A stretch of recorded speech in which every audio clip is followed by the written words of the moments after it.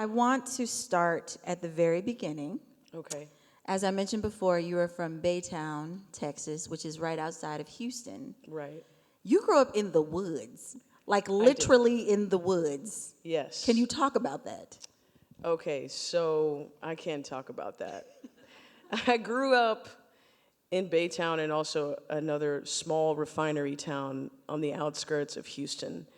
And, we lived in Houston proper when I was like a baby. But I can never claim Houston because I didn't go to like school there. So when people are like, oh, you're from Houston, I'm like, no, no, no, because real Houstonians will start asking me questions that I don't know the answer to. Okay?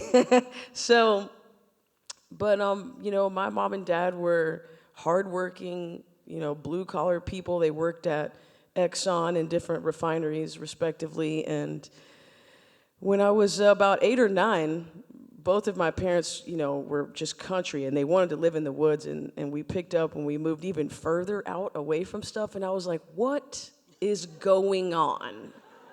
I just like have all these friends and they live in town, but now we're like moving down these dirt roads, and it actually proved to work out really well because because I was so far out in the woods down these county roads with no names, and we had ducks in the front yard and a big pond in the front yard, and we lived on a few acres, and because I lived out in that serene setting, that's the way that I learned how to play music. So that's how I started playing guitar as a teenager, is being on, my one side of our double-wide trailer, and we had dial-up internet in the room next to me, and I would, yeah, all right.